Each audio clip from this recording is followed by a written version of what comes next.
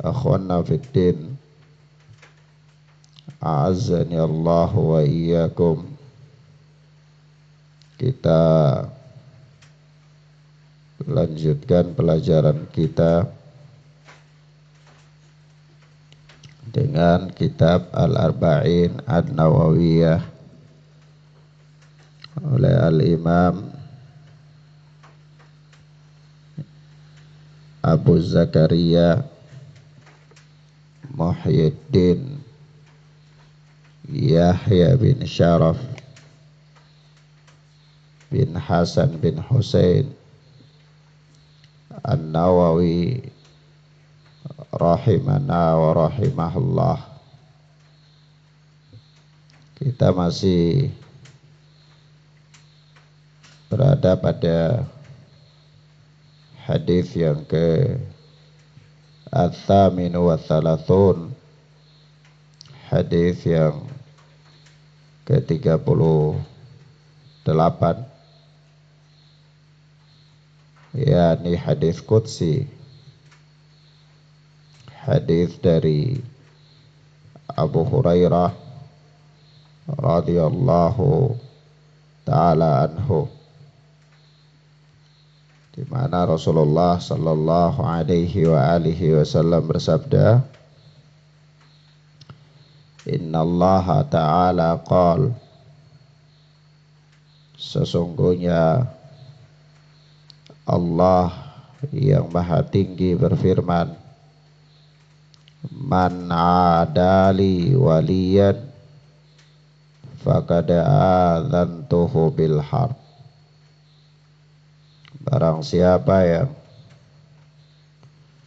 memusuhi waliku faqad adzantuhu bil harb, niscaya aku menyatakan perang kepadanya. Wa ma taqarraba ilayya 'abdi bi syai'in ahabba ilayya mimma aftaradtu alaih. Tidaklah seorang hambaku mendekatkan diri kepadaku dengan sesuatu yang lebih aku cintai daripada hal-hal yang telah aku wajibkan, yakni di antara amalan-amalan mendekatkan diri kepada Allah, itu yang paling dicintai adalah amalan-amalan yang wajib. Amalan yang wajib. Ya, karena memang kewajiban jika dibandingkan dengan amalan-amalan yang sunnah, maka telah dimaklumi yang sunnah tidak bisa mengalahkan yang wajib. Yang wajib tentunya lebih ditekankan, diharuskan ketimbang yang sunnah. Nah, amalan-amalan yang sunnah atau yang hukumnya adalah yustahab, anjuran misalnya, maka dia tidak bisa melebihi amalan-amalan yang sifatnya harus. Naam. Nah, sebab itu di dalam hadis qudsi ini Allah Subhanahu wa taala berfirman, Wa ma taqarraba ilayya 'abdi bi syai'in ahabba ilayya mimma aftaradtu alaih. Tidaklah seorang hambaku mendekatkan diri kepadaku dengan sesuatu yang lebih aku cintai, mimma aftaradtu alaih, daripada hal-hal yang telah aku wajibkan kepadanya. Wa ma yazalu abdi yataqarrabu ilayya bin nawafil hatta uhibbahu. Dan senantiasa hambaku mendekatkan diri kepadaku dengan amalan-amalan nafilah, amalan-amalan sunnah. Yang dimaksudkan adalah amalan-amalan yang sifatnya itu berupa anjuran. Kalau dilakukan berpahala, kalau tidak dilakukan maka tidak berdosa. Yang dimaksudkan adalah demikian, yaitu amalan-amalan nafilah adalah amalan-amalan yang hukumnya yustahab, dianjurkan. Maka kata Allah Azza wa Jalla, wa ma taqarraba ilayya abdi wa ma yazalu abdi yataqarrabu ilayya bin nawafil. Dan senantiasa hambaku mendekatkan diri kepadaku dengan amalan-amalan nafilah, amalan-amalan sunnah dalam konteks yustahab, ya, hukumnya. Maka hatta uhibbahu, ya, hingga aku mencintainya. Hingga aku apa? Mencintainya.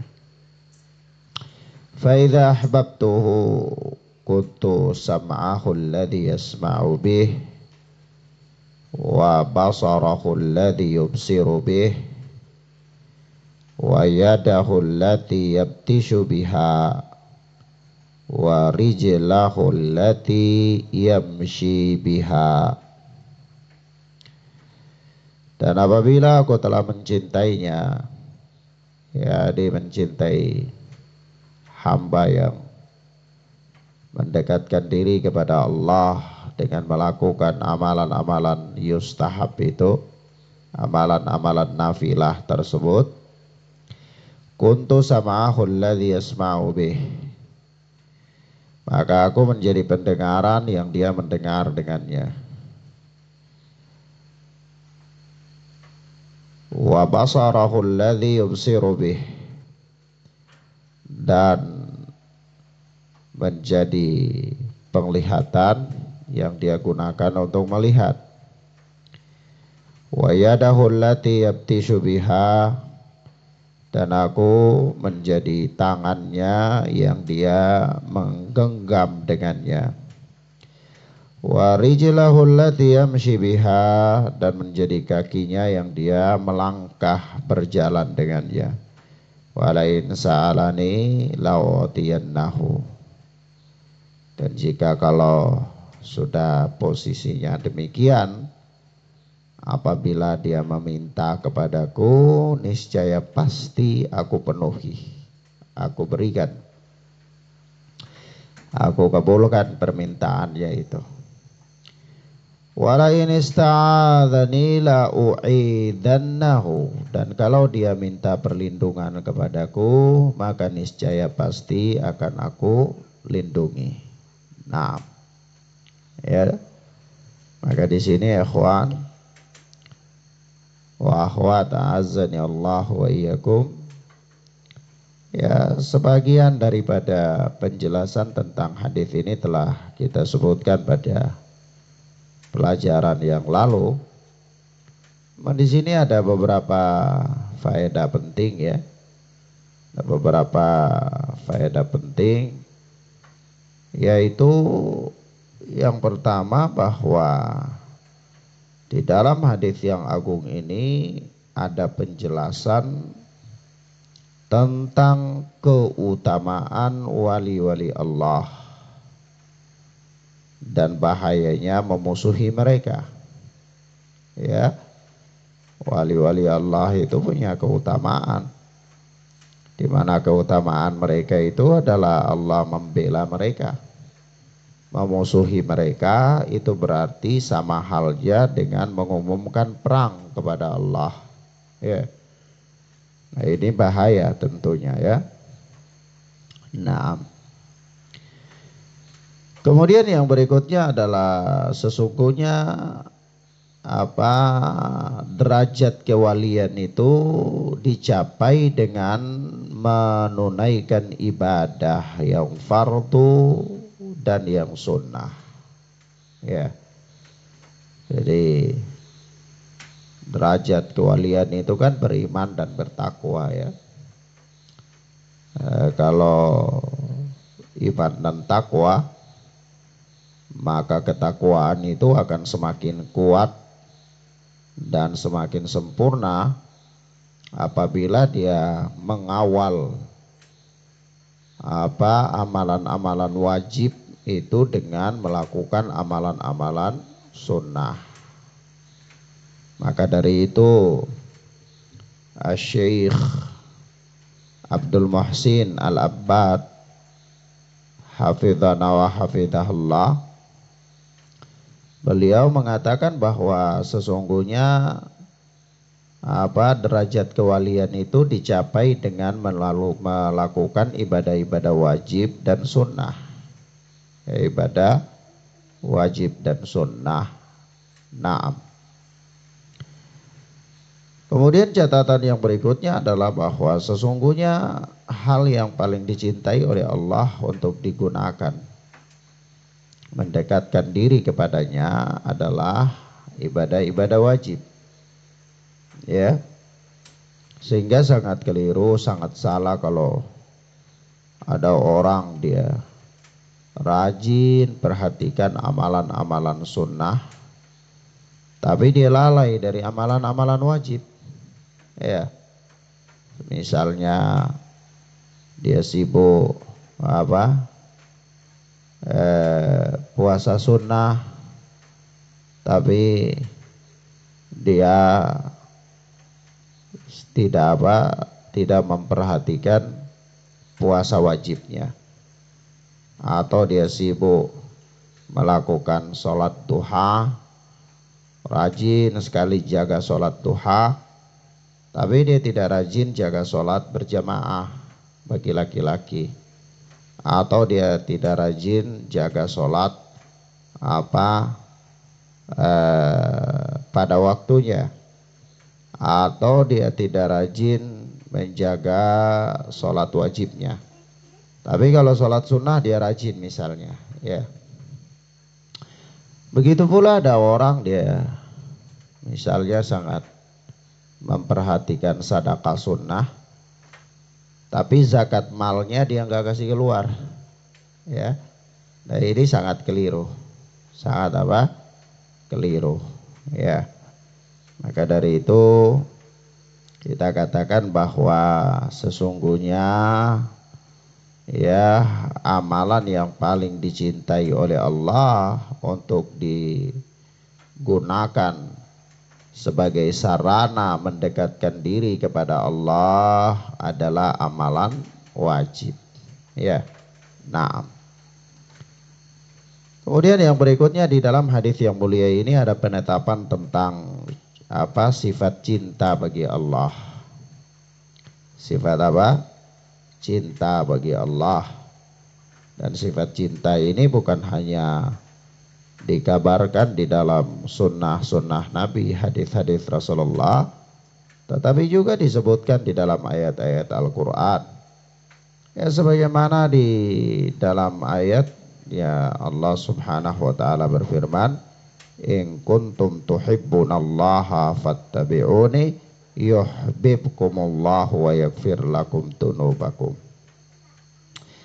Yaitu kalau kalian itu cinta kepada Allah dengan kecintaan yang benar, niscaya ikutilah aku, maka Allah akan mencintai kalian dan mengampuni dosa-dosa kalian. Ya. Maka di situ juga ada penetapan tentang sifat cinta kepada Allah, sifat cinta bagi Allah subhanahu wa ta'ala. Naam. Kemudian yang berikutnya, ya, catatan penting dari hadis yang mulia ini bahwa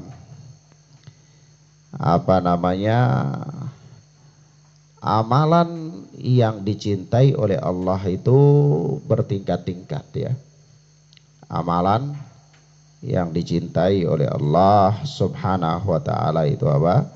Bertingkat-tingkat. Nah, demikian. Ya, ada yang paling dicintai, kemudian yang paling lagi dicintai, ya, dan seterusnya. Tingkat-tingkat amalan yang paling dicintai oleh Allah Subhanahu wa taala. Baik. Kemudian yang berikutnya, catatan yang berikut dari hadis yang mulia ini bahwa, ya, balasan Allah Subhanahu wa taala kepada hambanya adalah dengan mengabulkan permintaannya dan menyelamatkan dia dari apa yang dia takutkan. Kalau Allah Azza wa Jalla cinta kepada seseorang, maka Allah membalasnya dengan mengabulkan apa yang dia minta, ya. Sebagaimana jelas sekali dalam hadis, ya, yaitu apa? La in sa'alani, jika dia meminta kepadaku, kata Allah Azza wa Jalla, u'tiyannahu, niscaya pasti apa? Akan aku penuhi permintaannya. Wala in ista'adzani la u'idzannahu, dan kalau dia itu minta perlindungan, maka niscaya pasti aku lindungi. Nah, wallahu ta'ala a'lam bis-shawab, ya ikhwana fiddin, azani Allah wa iyyakum. Ya ilahuna, kita cukupkan sampai di sini, ya. Insyaallah kita lanjutkan lagi pada kesempatan berikutnya, ya. Wallahu ta'ala a'lam bis-shawab. Subhanakallahumma bihamdika asyhadu an la ilaha illa anta astaghfiruka wa atubu ilaik. Wassalamualaikum warahmatullahi wabarakatuh. Bisa merasakan bagaimana getaran-getaran nasihat itu, maka mereka mengatakan, ya Rasulullah, ka'annaha mau'idhatu muwadda. Ya Rasulullah, seolah-olah ini adalah nasihat perpisahan, ya. Nah, kalau ini nasihat perpisahan, artinya para sahabat bisa menangkap bahwa ini tidak lama lagi Rasulullah ini mungkin akan pergi meninggalkan kita, ya. Mereka bisa menangkap itu dari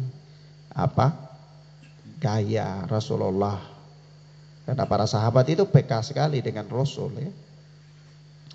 Mereka selalu bersama dengan Rasulullah dan mereka sangat peka terhadap Rasulullah Sallallahu Alaihi Wasallam. Sahabat tidak mau meninggalkan kesempatan. Sebab itu mereka mengatakan, fa'ausina, berilah kami nasihat. Berilah apa? Kami nasihat. Dan apa nasihat Rasulullah Sallallahu Alaihi Wasallam? Yang pertama-tama Rasulullah memberikan nasihat tentang takwa kepada Allah. Tentang takwa kepada Allah Subhanahu wa ta'ala.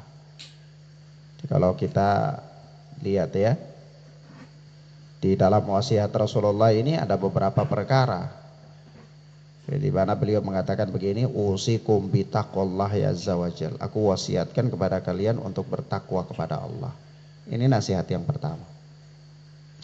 Nasihat yang kedua adalah wassam'i wa ta'ah wa in ta'ammara alaikum abdun habasyi, ya, dengar dan taat kepada penguasa, pemimpin, walaupun yang memimpin kalian itu adalah hamba Habasyi, budak dari Habasyah. Nasihat yang ketiga adalah fa innahu man ya'is minkum fasayara ikhtilafan katsira fa alaikum bisunnati wa sunnatil khulafa'ir rasyidin al mahdiyyin adu 'alaiha bin nawajid. Yaitu nasihat yang ketiga adalah berpegang teguh dengan sunnah Rasulullah Sallallahu Alaihi Wasallam. Apalagi ketika melihat banyaknya perselisihan. Nasihat yang keempat adalah wa iyyakum wa muhdatsatil umur. Hati-hati dari perkara-perkara yang diada-adakan. Fa inna kulla bid'atin dhalalah, karena setiap bid'ah itu adalah sesat. Jadi Rasulullah menghitung nasihat yang keempat itu nasihat dari perkara-perkara yang baru atau peringatan dari bid'ah. Peringatan dari bid'ah. Naam.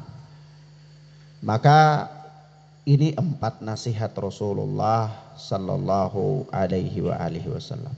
Nah, kita lihat di sini ya nasihat-nasihat ini. Yang pertama adalah nasihat takwa kepada Allah. Nah, kalau kita bicara tentang nasihat, maka tidak ada nasihat yang paling utama melainkan atau melebihi takwa kepada Allah. Tidak ada nasihat yang paling sangat harus diperhatikan melebihi daripada nasihat takwa kepada Allah. Karena takwa adalah merupakan pokok keselamatan. Takwa itu merupakan pokok keselamatan. Nah, kalau dikatakan takwa itu apa? Takwa kepada Allah itu apa? Ya, takwa kepada Allah itu adalah seseorang membuat benteng perlindungan antara dirinya dengan murka Allah. Kalau kita definisikan begitu ya. Takwa kepada Allah itu apa? Takwa kepada Allah itu adalah seseorang membuat benteng antara dirinya dengan murka Allah. Ada benteng, ada penghalang, sehingga dia tidak mendapatkan murka Allah. Itulah takwa. Dan dia tidak melampaui benteng itu. Ya, karena kalau dia melampaui benteng itu maka dia akan mendapatkan murka Allah Subhanahu wa taala. Itulah takwa. Meskipun pada penjabarannya takwa itu adalah sesuatu yang umum ya. Mencakup melaksanakan perintah dan menjauhi larangan. Nah, itu pada prakteknya ya.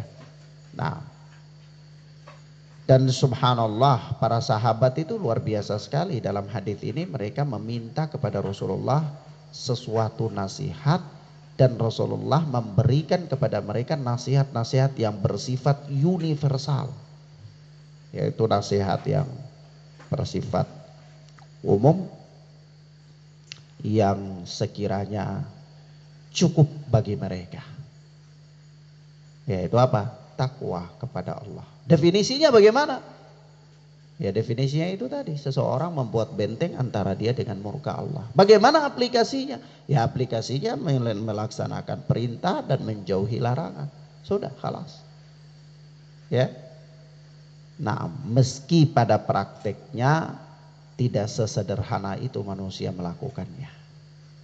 Karena yang namanya takwa itu perkara yang berat ya. Perkara yang berat. Melaksanakan perintah perkara yang berat, menjauhi larangan perkara yang berat ya. Jadi masing-masing manusia pada prakteknya dia berjuang dengan keadaannya sendiri dan dia lebih paham bagaimana tentang dirinya sendiri untuk apa? Taat kepada Allah Subhanahu wa ta'ala ya. Nah, tentang takwa ini Allah Subhanahu wa ta'ala berfirman di dalam surat An-Nisa ayat 131, wa laqad wassayna alladhina utul kitaba min qablikum wa iyyakum anittaqullah.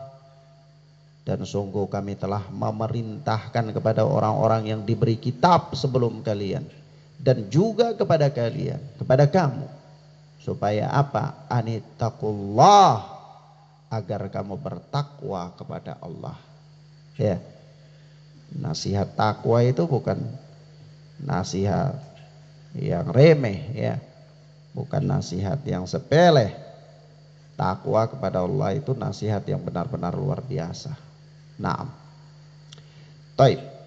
Kemudian yang kedua, ya Rasulullah sallallahu alaihi wasallam berwasiat untuk apa? Mendengar dan taat kepada pemerintah. Dengar dan taat kepada pemerintah ini punya bab ya, punya bab sendiri. Bahkan para ulama ahlul hadis membuat apa? Bab sendiri di dalam kitab-kitab akidah terkait dengan bahasan ketaatan kepada penguasa.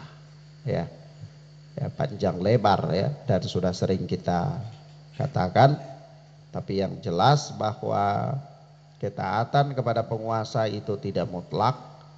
Ya, ketaatan itu terjadi hanya dalam perkara-perkara yang ma'ruf dan bukan dalam rangka bermaksiat kepada Allah Subhanahu wa taala. Karena Rasulullah sallallahu alaihi wasallam mengatakan la ta'ata li makhluqin fi ma'siyatil khaliq. Tidak ada ketaatan kepada makhluk dalam rangka bermaksiat kepada al-khaliq, bermaksiat kepada Allah Jalla wa'ala. Nah, begitu juga dalam lafaz yang lain ya, Rasulullah mengatakan apa? Innamat ta'atu fil ma'ruf. Sesungguhnya ketaatan itu hanya dalam perkara yang ma'ruf. Nah, seandainya seseorang itu telah menjadi pemimpin secara sah dan kepemimpinannya diterima, dia bisa melaksanakan fungsinya sebagai pemimpin, melindungi rakyat, ya, berjihad bersama rakyat, kemudian berhaji bersama rakyat, membagi harta rampasan perang dan seterusnya daripada fungsi pemerintah, maka dia itu dianggap penguasa. Dia dianggap apa? Penguasa. Walaupun mungkin dari sisi kriteria dia tidak layak. Seperti apa? Rasulullah sudah mengisyaratkan tentang kriteria yang tidak layak itu. Yaitu apa? Wa in ta'ammara alaikum abdun habasyi. Meskipun yang memerintah kalian itu seorang budak Habasyah, ya, budak dari Ethiopia sana. Ya. Artinya apa? Ya, seorang budak tidak layak, tidak memenuhi kriteria untuk menjadi pemimpin. Namun seandainya dia menjadi pemimpin, maka tidak ada pilihan melainkan apa? Wajib untuk menaati. Ya. Nah, demikian akhwana fiddin azani Allah wa iyyakum. Dan kalau menaatinya yaitu tadi dalam hal-hal yang apa? Ma'ruf, dalam hal-hal yang ma'ruf. Nah, kemudian wasiat yang berikutnya kalau kita lihat di sini ya.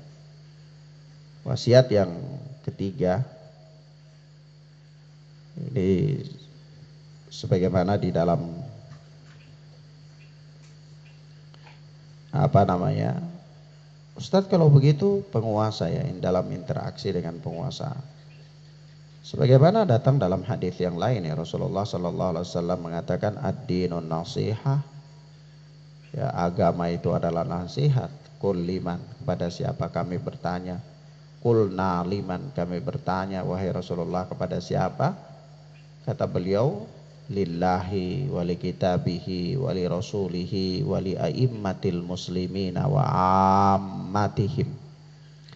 Yaitu nasihat itu kepada Allah, kepada kitabullah, kepada Rasul Allah, kepada pemimpin-pemimpin kaum muslimin, dan kepada kaum muslimin secara keseluruhan. Maka merupakan bentuk munasahah dengan pemimpin, para pemimpin adalah menaati mereka, nasihat menasihat. Ya, kenapa? Karena sebuah kepemimpinan itu tidak bisa berjalan dengan baik melainkan harus ada padanya ketaatan. Kalau seandainya tidak ada ketaatan, maka dia tidak bisa menjalankan program-program. Dia perintah dilanggar, dia larang ya dibikin. Ya berarti tidak jalan. Ya. Maka pemerintahan itu bisa berjalan dengan baik, melainkan harus ada di situ ketaatan kepadanya. Nah, meskipun ketaatan kepada pemimpin sekali lagi kita katakan bahwa ini masih dalam tanda kutip ya, mempunyai pembahasan yang panjang sekali, dan ini merupakan bagian dari akidah Ahlus Sunnati wal Jamaah. Sebab itu para imam-imam ahlul hadis, mereka memasukkan bab ini di dalam kitab-kitab akidah. Kenapa? Karena bermuamalah dengan kepemimpinan, bermuamalah dengan para pemimpin ini menyebabkan terjadinya kesesatan-kesesatan. Ya, menyebabkan terjadinya kesesatan-kesesatan. Atau orang-orang bisa dianggap keluar dari manhaj yang hak ketika dia bermuamalah dengan pemimpin tidak mengikuti jalannya ashabul hadis. Seperti apa? Ya seperti Khawarij, ya, Qadariyah, ya, dan kelompok-kelompok sempalan yang lainnya. Yang mereka keluar dari ketaatan kepada pemimpin dengan alasan-alasan yang tidak memenuhi kriteria. Alasannya ya pemimpinnya zalim. Alasannya ya pemimpinnya mengutamakan dirinya sendiri. Alasan-alasan yang enggak penting. Alasan yang dalam pandangan syariat itu bukan alasan. Ya. Seperti Khawarij mengatakan ya karena pemimpin dia melakukan dosa besar, maka dia harus diperangi. Ya. Dan bibit-bibit Khawarij ini sampai pada zaman modern ini ada. Ya. Ya seperti kelompok takfiri, ya. Kelompok-kelompok yang mudah mengkafirkan kaum muslimin, mudah mengkafirkan penguasa karena penguasa melakukan dosa besar, misalnya zalim. Jadi halal darahnya untuk ditumpahkan. Nah, maka disinilah yang membedakan antara ahlus sunnati wal jamaah as-salafiyun dengan kelompok-kelompok yang sempalan. Ya, di mana ketika bermuamalah dengan penguasa. Sebab itu tidak salah bahwa para imam-imam ahlul hadis memasukkan bab ini di dalam bab akidah, bab pokok dalam agama, ya. Naam. Kemudian wasiat yang ketiga dari Rasulullah Sallallahu Alaihi Wasallam adalah wasiat tentang mengikuti sunnah ketika terjadi perselisihan, ya. Mengikuti sunnah Rasulullah Sallallahu Alaihi Wasallam ketika terjadi perselisihan. Ya, sebagaimana Allah Azza wa Jalla berfirman, fa in tanaza'tum fi syai'in farudduhu ilallahi war rasul. Ya, apabila kalian berselisih dalam suatu perkara, maka kembalikanlah kepada Allah dan Rasul. Ya. Jadi ikut sunnah, kembalikan kepada Allah dan Rasul. Ya, ini maknanya adalah kembali kepada kitabullah Jalla wa'ala dan kembali kepada sunnah Rasulullah Sallallahu Alaihi Wasallam. Begitu pula Rasulullah Sallallahu Alaihi Wasallam mengatakan di dalam hadis yang dikeluarkan oleh Al-Imam Ibnu Majah di dalam sunannya dan Al-Imam Ahmad di dalam musnadnya, demikian pula Al-Imam Ibnu Abi Asim di dalam As-Sunnah, Al-Imam Al-Ajuri di dalam Asy-Syari'ah, bahwa Nabi Sallallahu Alaihi Wasallam bersabda, taraktukum alal bayda lailuha kanahariha la yazigu anha ba'di illa halik.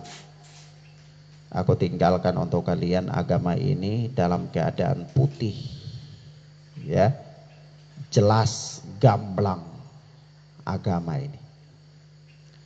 Karena putih, jelas, gamblang, tidak bertele-tele, tidak ada kesamaran padanya, tidak membingungkan, sampai-sampai lailuha kanahariha, malamnya seperti siangnya. Ya, ini karena terang, ya, sangat jelas. La yazigu anha ba'di illa halik. Tidaklah ada seorang yang menyimpang darinya setelahku, melainkan dia akan binasa.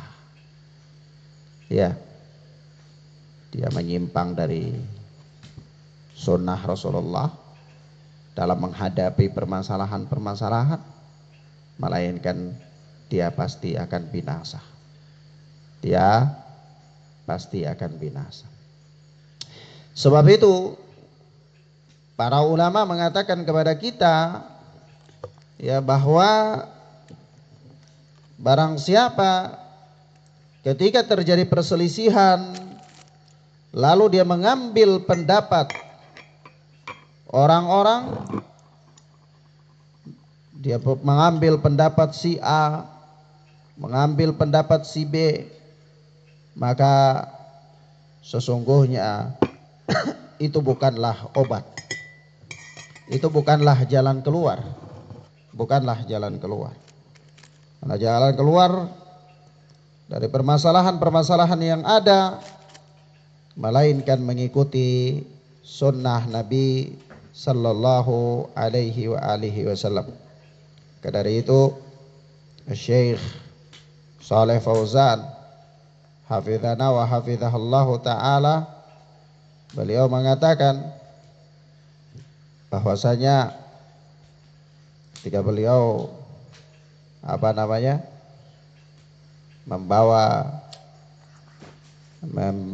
memberikan syarah terhadap hadis arba'in dalam kitabnya Al-Minhatur Rabbaniyah, beliau membawa ayat ya, fa in tanazatum fi syai'in farudduhu ila Allahi war Rasul.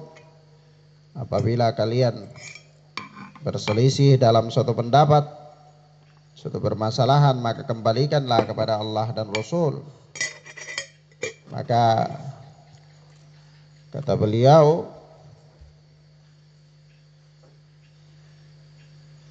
walaysa al-hal fi hadhihi al-mushkilah ay yu'khadhu bi ra'yi fulanin wa fulan, bal yu'khadhu bima qama alaihi ad-dalilu min kitabillahi wa sunnati rasulih sallallahu alaihi wasallam, wa huma kafilani bihallil masyakil.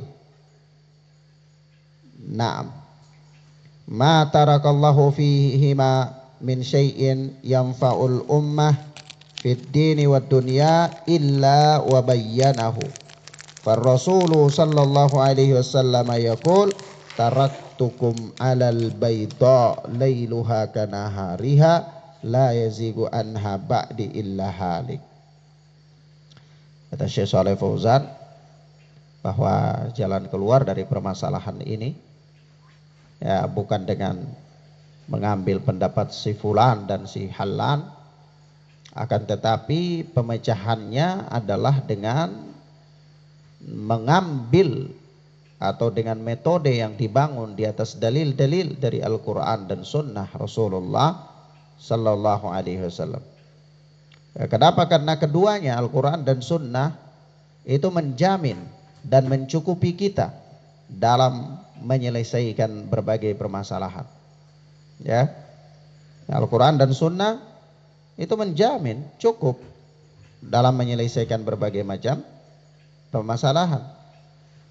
Jadi jalan keluar dari permasalahan itu bukan dengan mengambil pendapat-pendapat manusia, tetapi bal yu'khadhu bima qama alaihi dalilu min kitabillahi wa sunnati rasulih, dengan mengambil apa-apa atau pendapat atau perkara-perkara yang ditegakkan di atas dalil dari Alkitab dan Sunnah.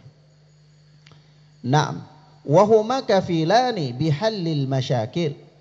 Karena Al-Quran dan Sunnah itu kafil, penjamin ya dari berbagai masalah yang dihadapi oleh manusia. Dia menjamin, dia mencukupi kita dalam menyelesaikan berbagai masalah. Tidak ada satu masalah pun dari masalah-masalah dunia dan akhirat melainkan telah dijamin oleh Al-Quran dan Sunnah. Al-Quran dan Sunnah memberikan solusi dari setiap permasalahan yang dihadapi oleh seseorang, baik permasalahan dunianya maupun permasalahan akhiratnya. Nah, sebab itu kata Syekh Shalih Fauzan, ma tarakallahu fima min syai'in yanfa'ul ummah fid dini wad dunya illa bayyanahu. Ya. Karena Allah Subhanahu wa taala tidaklah meninggalkan sesuatu yang bermanfaat untuk umat ini, baik dalam urusan agama maupun dunianya, melainkan pasti telah dijelaskan. Ya, pasti apa? Telah dijelaskan. Jadi Allah sudah menjelaskannya. Ya.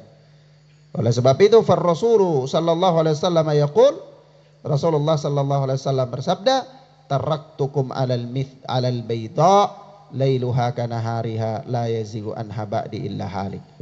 Aku tinggalkan ya kalian ya di atas agama ya yang putih bersih atau dalam keadaan putih bersih gamblang jelas terang benderang ya, sampai-sampai malamnya itu seperti siangnya. Tidaklah ada seseorang yang menyimpang darinya sepeninggalku illa halik, melainkan dia akan binasa. Ya. Nah, begitu pula Rasulullah sallallahu alaihi wasallam mengatakan dalam hadis yang lain ya. Beliau mengatakan dalam hadis yang lain, yaitu inni tarikun fikum ma in tamassaktum bihi lan tadillu kitaballah wa sunnati. Ya. Sesungguhnya aku tinggalkan untuk kalian sesuatu yang apabila kalian berpegang teguh dengannya kalian tidak akan tersesat, yaitu kitabullah dan sunnahku. Kitabullah dan sunnahku. Nah, ini apa? Ini adalah jalan keluar, petunjuk dari Rasulullah sallallahu alaihi wasallam. Nah, demikian akhwana fiddin azani Allah wa iyyakum. Jadi sunnah Rasulullah sallallahu alaihi wasallam itu memberikan solusi kepada manusia ya. Memberikan solusi kepada manusia dari berbagai macam perselisihan yang dihadapi oleh manusia. Dan berpegang teguh dengan sunnah Rasulullah sallallahu alaihi wasallam adalah merupakan jalan keselamatan. Merupakan apa? Jalan keselamatan. Dan apa jalan keselamatan yang diajarkan oleh Rasulullah itu dipraktikkan oleh para sahabat, terutama para khulafaur rasyidin, sehingga mereka ini mendapatkan jaminan tentang baiknya agama mereka. Maka juga di dalam menjabarkan sunnah-sunnah Rasulullah sallallahu alaihi wasallam itu kita lihat penjabarannya dalam keputusan mereka, dalam kehidupan mereka, dalam perjalanan mereka. Yaitu jadi ada sunnah-sunnah Rasulullah yang mungkin masih bersifat umum. Kita bisa melihat dia dalam keputusan-keputusan Abu Bakar As-Siddiq, ada rincian-rincian. Begitu pula dalam perjalanan kepemimpinan Umar bin Khattab. Begitu pula Utsman bin Affan, Ali bin Abi Thalib dan seterusnya. Sebab itu apa? Ya, telah datang dalam hadis ya, hadis Safinah yang dikeluarkan oleh Imam Abu Daud. Hadis Safinah yang dikeluarkan oleh Imam Abu Daud, bahwa Rasulullah sallallahu alaihi wasallam mengatakan khilafatun nubuwah 30 sanah. Tsumma yu'tillahul mulka au mulkahu man yasha. Ya, khalifah nubuwah itu berlangsung selama 30 tahun. Khalifah kenabian, pengganti nabi, terus menerus berlangsung selama 30 tahun. Itu masih khilafah kenabian. Nah, ya. Kemudian setelah itu tsumma ya'tillahul mulka au mulkahu man yasha. Nah, kemudian setelah itu Allah Subhanahu wa taala memberikan kekuasaannya kepada siapa yang dikehendaki. Jadi setelah para khalifah itu berlalu, ya tinggallah masa penguasa-penguasa, masa raja-raja. Ya. Nah, jadi masa khalifah itu siapa-siapa? Ya, kalau 30 tahun kita lihat, ya mulai dari pemerintahan Abu Bakar As-Siddiq berakhir di pemerintahan Ali bin Abi Thalib. Ya, itu semua 30 tahun. Ya. Kalau ada yang menghitungnya masih tambah 2 tahun masa Al-Hasan. Itu Ali bin Abi Thalib tambah Al-Hasan 2 tahun. Jadilah 30 tahun. Jadi itu masa apa? Khilafah nubuwah. Masa khilafah nubuwah. Ini yang kita disuruh rujuk kepadanya. Disuruh apa? Berpegang teguh dengan sunnah mereka.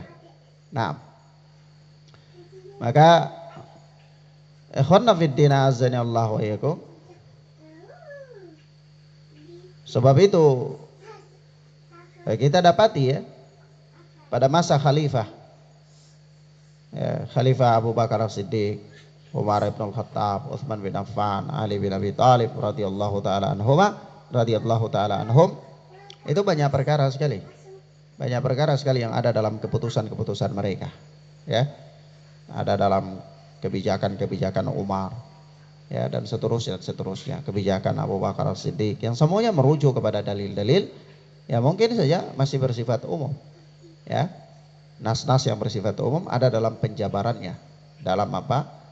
Kepemimpinan mereka dan seterusnya. Nah, maka ini adalah wasiat Nabi Sallallahu Alaihi Wasallam yang ketiga. Wasiat beliau yang keempat adalah apa? Berhati-hati dari perkara baru dalam agama. Berhati-hati dari perkara baru dalam agama.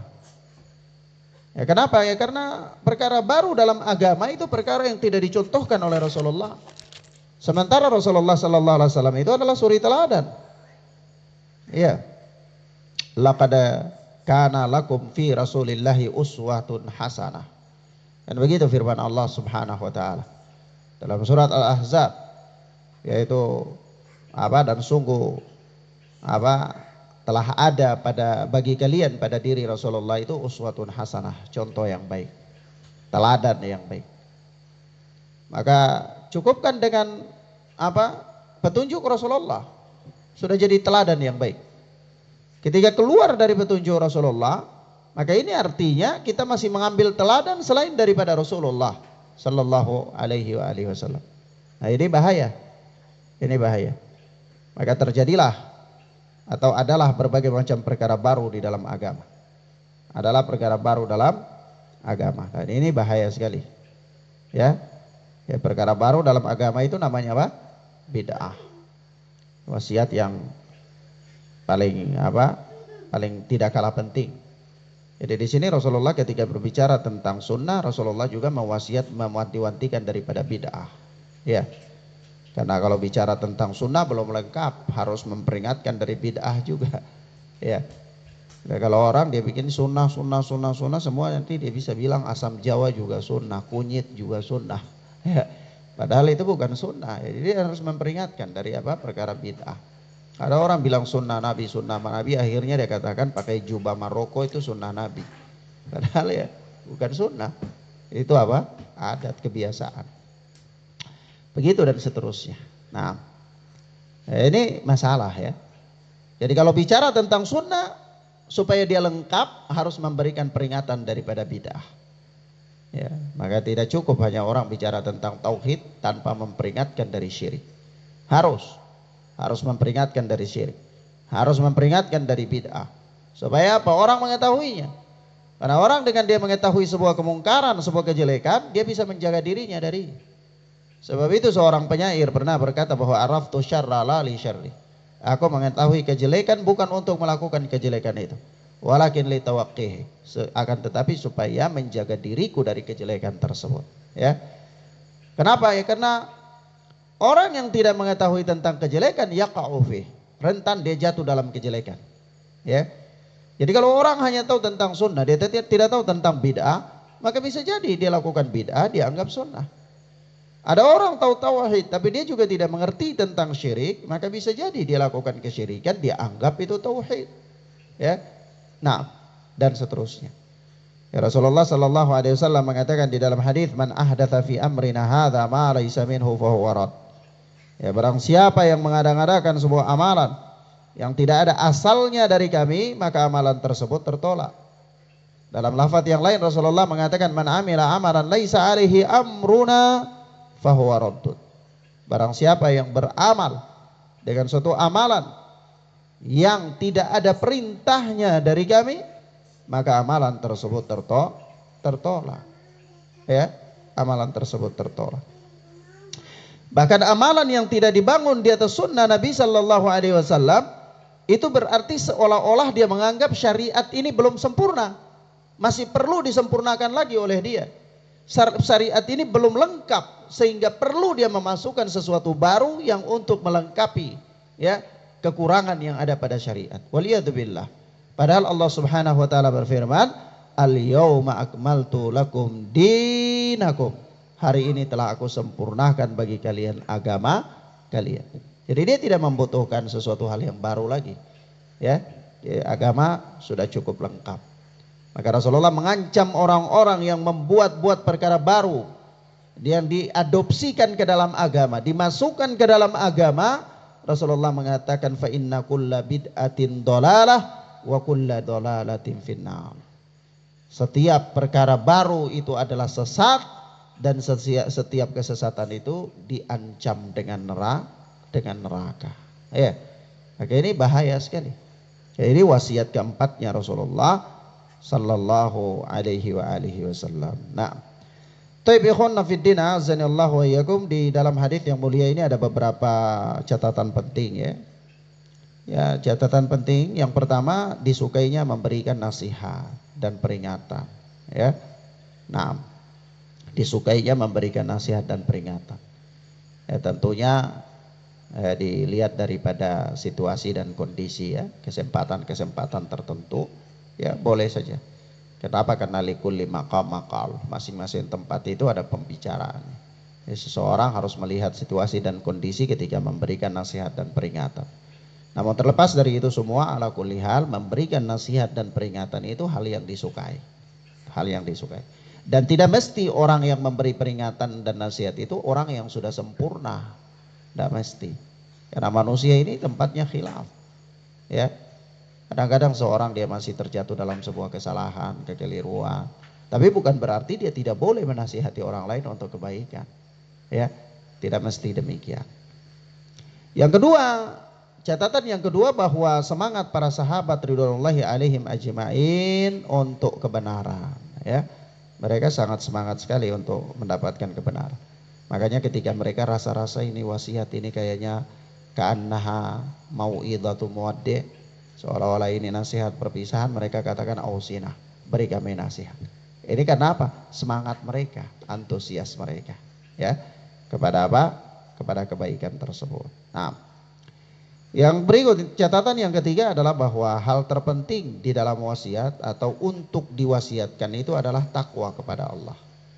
Ya, hal terpenting untuk diwasiatkan itu takwa kepada Allah Subhanahu wa taala. Nah, yang keempat, di antara hal terpenting juga yang harus diwasiatkan adalah taat dan dengar kepada pemerintah. Ya. Sebab hal itu mengandung kemaslahatan yang bersifat umum kepada kaum muslimin ya. Jadi taat dan dengar kepada penguasa itu mengandung kemaslahatan yang bersifat umum ya. Nah, kalau seandainya kacau, maka banyak sekali darah kaum muslimin yang bisa ditumpahkan ya. Orang-orang yang tidak bersalah dan seterusnya. Nah, yang berikut, ada catatan yang berikut adalah penekanan dalam motivasi untuk senantiasa mendengar dan taat. Ya, jadi ini masih tetap ya harus diberikan motivasi, diberikan tekanan. Ya, di mana Rasulullah memberikan penekanan dan motivasi itu dengan kalimat beliau, in ta'ammara alaikum abdun habasyi, walaupun yang memerintah kalian itu seorang hamba Habasyi ya. Nah, itu kalimat penekanan. Sebenarnya kalimat pertama sudah cukup ya, ketika Rasulullah mengatakan as-sam'u wa ta'ah ya, dengar dan taat. Sebenarnya sudah cukup kepada penguasa. Tapi beliau masih memberikan penekanan lagi, yaitu wa in ta'ammara alaikum abdun habasyi, meskipun yang memerintahkan kalian itu seorang budak Habasyi. Nah, kemudian yang berikutnya adalah merupakan mukjizat Nabi Sallallahu Alaihi Wasallam, yaitu beliau memberikan kabar tentang akan adanya banyak perselisihan di tengah umat. Ya, akan ada banyak perselisihan di tengah-tengah umat. Itu berita dari Nabi Sallallahu Alaihi Wasallam, dan itu merupakan mukjizat ya, karena asalnya Nabi itu nggak tahu perkara gaib ya, kecuali ya yang Allah kasih tahu. Maka itu bagian dari mukjizat. Yang berikut adalah Nabi Shallallahu Alaihi Wasallam membimbing umat ini untuk keluar dari perselisihan dalam agama. Yaitu dengan apa? Melazimi sunnah Rasulullah dan sunnah khulafaur rasyidin. Jadi Nabi membimbing kita supaya keluar dari perselisihan dalam agama itu dengan melazimi sunnah. Komitmen di atas sunnah Nabi Sallallahu Alaihi Wasallam dan sunnah para khulafaur rasyidin. Nah, sekaligus ini menunjukkan tentang keutamaan mereka ya. Sunnah para khulafaur rasyidin. Ya, berarti di situ ada keutamaan mereka. Seandainya mereka tidak ada keutamaan di situ, maka tidak ada gunanya mengikuti jalan mereka, sunnah mereka. Ya, nah, wallahu taala a'lam bissawab. Catatan yang terakhir adalah peringatan dari semua bentuk perkara yang diada-adakan dalam agama, yang tidak punya dasar dalam agama. Ya, dengan istilah apa? Bid'ah. Ya, nah, wallahu taala a'lam bissawab. Ikhwan, ila huna naktafi bihadzal dars. Kita cukupkan pelajaran kita sampai di sini insyaallah taala. Kita lanjutkan pada pertemuan berikutnya. Wassallallahu ala nabiyina Muhammad wa ala alihi washabbihi wasallam. Subhanakallahumma bihamdika asyhadu an la ilaha illa anta astaghfiruka wa atubu ilaik. Wassalamualaikum warahmatullahi wabarakatuh.